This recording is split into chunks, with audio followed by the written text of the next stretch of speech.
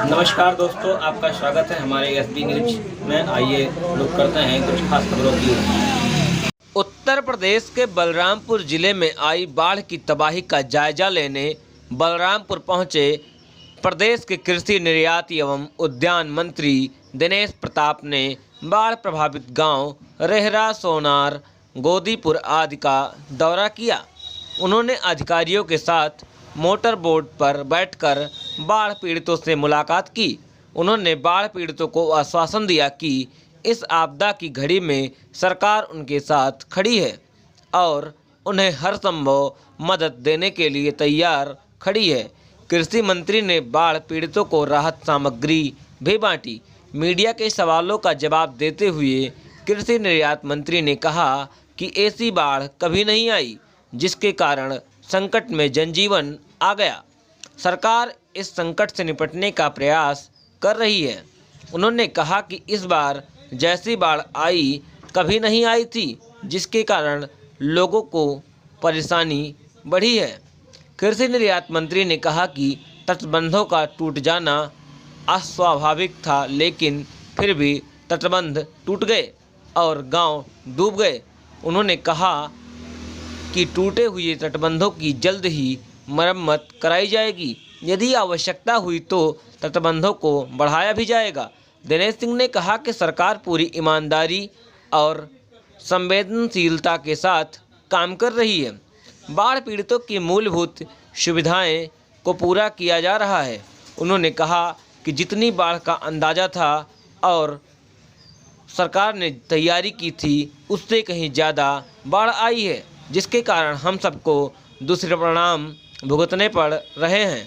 हम आपको बताते चलें कि बलरामपुर भदरिया तटबंध कटान के कारण पैदा हुई 10 गैपों को इस वित्त वर्ष में रिपेयर करने के लिए करीब 15 करोड़ रुपए उत्तर प्रदेश सरकार द्वारा खर्च किए गए थे। अधिकारियों ने उप मुख्यमंत्री ब्रजेश पाठक सहित तमाम मंत्रियों के सामने किए गए 11 कार्यों के प्रोजेक्शन में कराए गए सभी कामों को 100% कंप्लीट बता दिया। लेकिन ग्रामीणों ने कहा इस बंधे का निर्माण कटनी से एक दिन पहले तक है।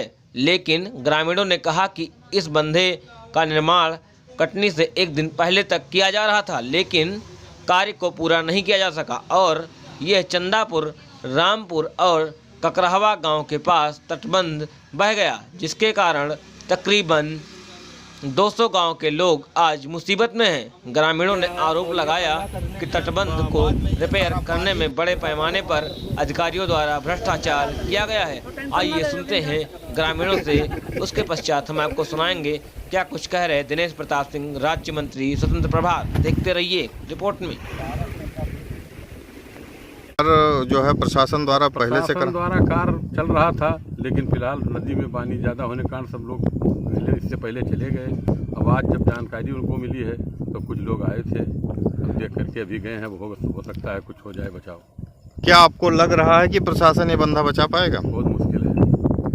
अगर ये बंधा कटा तो क्या स्थिति रहेगी? बहुत ही ज़्यादा दर्दनाक हो जाएगा। आपके गांव पर कितना प्रभाव पड़ेगा? ये चंदापुर पे क्या प्रभाव पड़ेगा? कि 80% फसलें सबको बर्बाद हो जाएंगी। कम से कम 200 घर गांव में पानी में भर जाए, डूब जाएंगे घर। स्थिति तो बहुत खराब है और इसकी कटान लगभग कल से कुछ ज्यादा ही हो गया है, इसलिए हमारे गांव का ज्यादा दिक्कत है। सर, ये रिपेयरिंग हो रही थी तो रिपेयरिंग क्या हुई? काम किया गया कुछ? रिपेयरिंग बस ऐसे ही हुई है। आप लोग देखिए, खाली बोरा पड़ा हुआ है और रिपेयरिंग क्या, रिपेयरिंग हुआ होता तो जरूर कुछ ना कुछ इसका समाधान निकलता, लेकिन रिपेयरिंग नहीं हुआ। जिस हिसाब से प्रभावित हो रहे हैं, इससे कम से कम 70-80 गाँव। एक बात स्थापित है,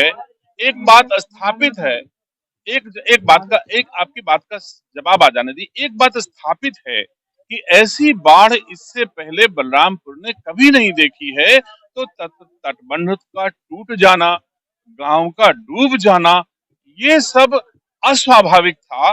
तो अस्वाभाविक होने के कारण संकट में जनजीवन हुआ है। सरकार प्रयास कर रही है।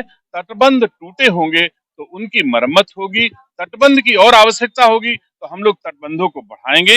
हमारे जिलाधिकारी ने भी इस बात की अपेक्षा की है कि तटबंधों को और लंबे दूर तक बढ़ाए जाने की आवश्यकता है। तमाम पुल हैं जो और ऊंचे बनने चाहिए।